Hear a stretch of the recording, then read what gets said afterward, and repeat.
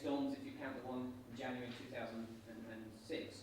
And there's different aspects in turn by other climate anomalies, not least of all what happens in the Pacific and the El Nino.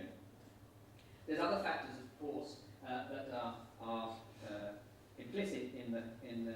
The Met Office is using its extensive climate change research that it's used to develop global climate models that model the full impact of the atmosphere and the oceans on seasonal timescales. And using those models, we can model the number of tropical storms that are occurring over a season in the Atlantic basin.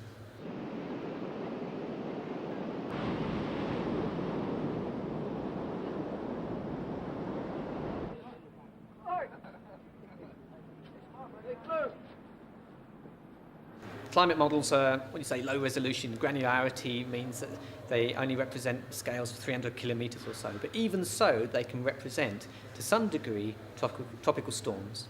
And the numbers of storms that are represented in the model over a season are very realistic. The forecasts are being surprisingly accurate.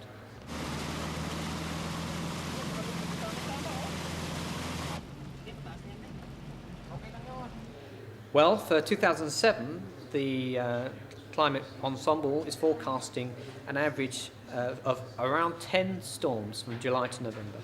And that means there's a 70% chance of it being between 7 and 13 storms, a 30% chance that it could be outside of that.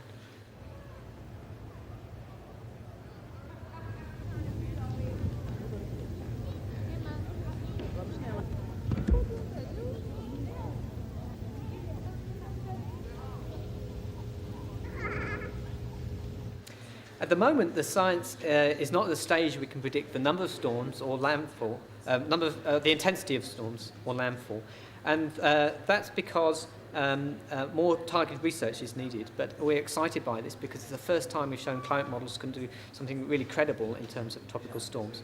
And we're going to look at landfall and number of storms hitting land and the intensity of storms at a later date.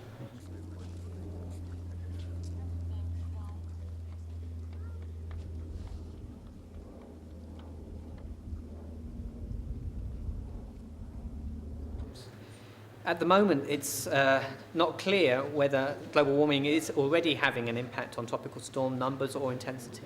But climate models are suggesting that they may intensify and there may indeed be slightly fewer tropical storms in the future, although there's still quite a debate in the community as to whether that will happen.